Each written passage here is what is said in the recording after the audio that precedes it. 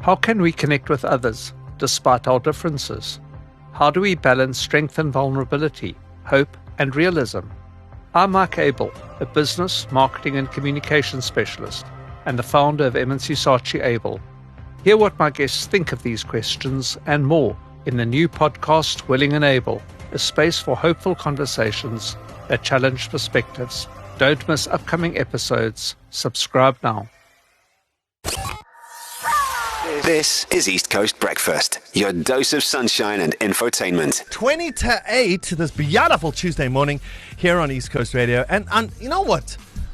It's one of those questions which, unfortunately, you have to ask. You have to ask the question, not only have you ever saved a life, but if you were in that opportunity and you needed to save somebody's life, could you do it?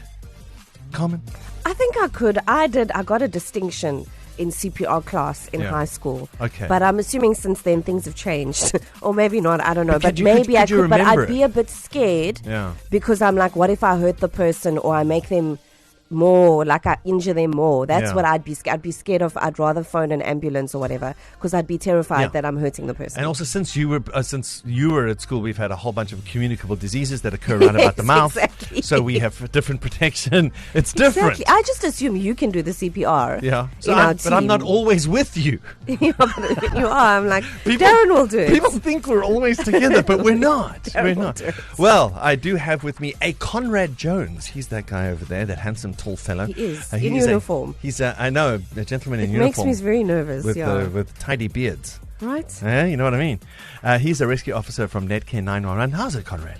How's it? Thanks for having us here today. We appreciate it. No, good to have you here. Now, the reason why you came on my radar, I got an email saying you have an event coming up. We do. We've been through our MPO Start Rescue, and we've partnered with Netcare 911 and the Faculty of Emergency Care, our college for Netcare 911, as well as the Netcare group. We are tasking this year, 2024, to try and teach 10,000 people or more of the importance of life-saving skills of CPR. Wow. And That's we've been ambitious. So we've taken almost piggybacked off of your physical fitness in the park, what Stacey likes to run around and jump around. Yes. And then when she leaves, the people left lying there, we come in, and then we do CPR in the park with them. So we're doing... That should be we can get you a sponsor for that event. CPR in the park. Yeah, I think so. So that's exactly what we're doing. So we are going out to the public, and we're inviting the public to come through, children also, it doesn't matter of your age. And we do CPR in the park, and we teach the importance and the vital importance of cardiac pulmonary resuscitation. Can I ask you, can you explain the importance of CPR and why it is important for everybody to learn? I think for this, I'm going to hand over to my good colleague and partner in this, Dr. John Bruce. Dr. John? Doctor? Yes. Great Scott, Dr. John. Where did you come from? Well, I've been here all the time. Yeah, the whole time. Waiting.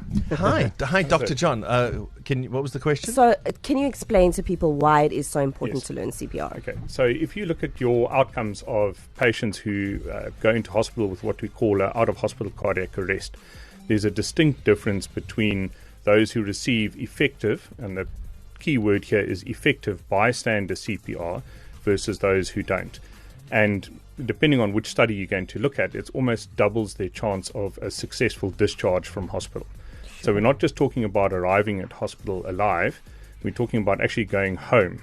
So effective bystander CPR, if you do it well, which we're training people to do, that's the whole point behind this, is you double their chances of actually going home at the end of all of this. Sure. And this is what you want to teach at Start? This is exactly what we're doing. So we've actually had a 13-year-old child do CPR on a drowning patient, and the patient, after 45 minutes of effective CPR, went to hospital and came home with no side effects. Really? Wow, a 13-year-old lifesaver. Oh, then we can do it, Darren. We could do this. We can learn. We can do this. Okay, I'll tell you what, Conrad and Dr. John, if you could just stick around, we'll show you. We'll flex our CPR ability. I'm a bit nervous, but It's the only way to start your day.